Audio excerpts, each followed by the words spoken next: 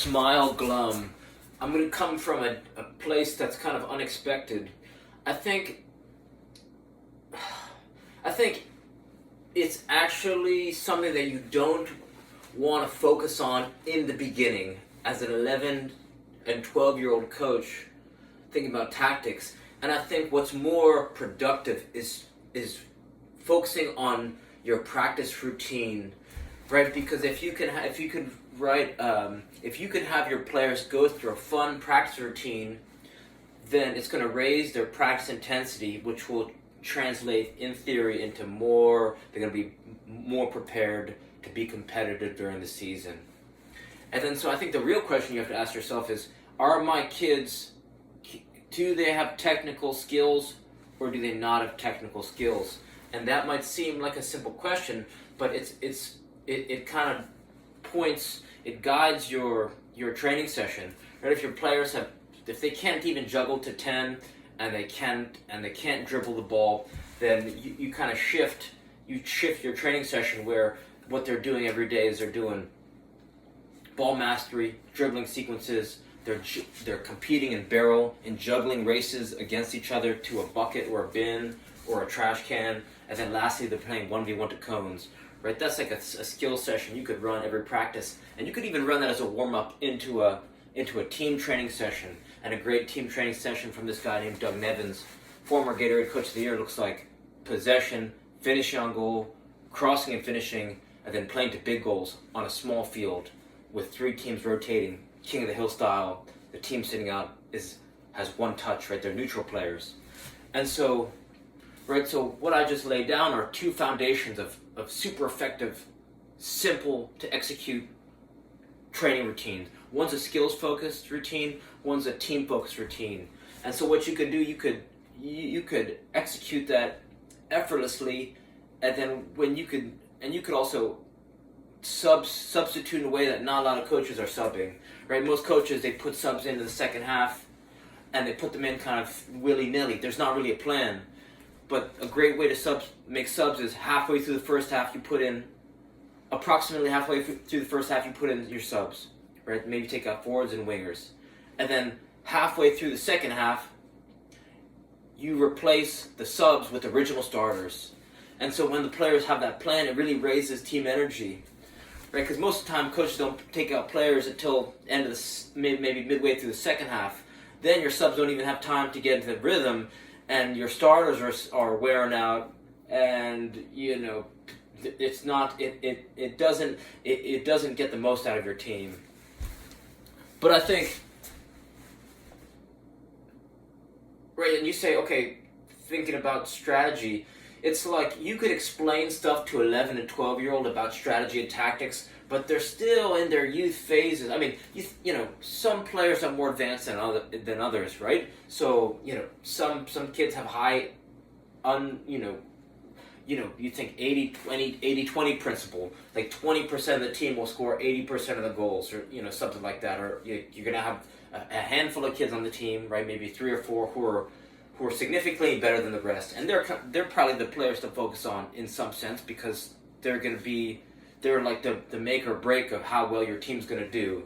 And so what I think why it's important to not focus on strategy and tactics is that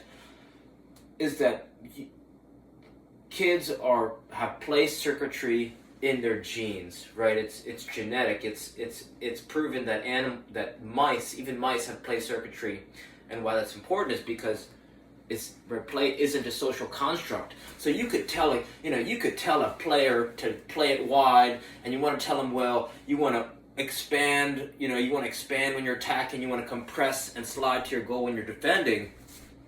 But the player will learn some of these tactical and right. They're going to learn how to play more effectively through skills games and through effective team training, rather than trying to explain with a whiteboard and pen and paper about the reasoning.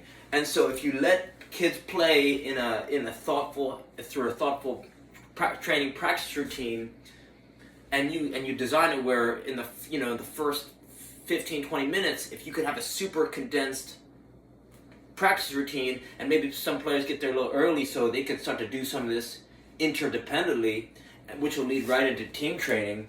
And so if you could do it that way, then I think they say something like players who learn, it's like people who learn stuff through games learn lessons far more effectively than through study, right? Like when you gamify learning, you learn much more rapidly. And so that's why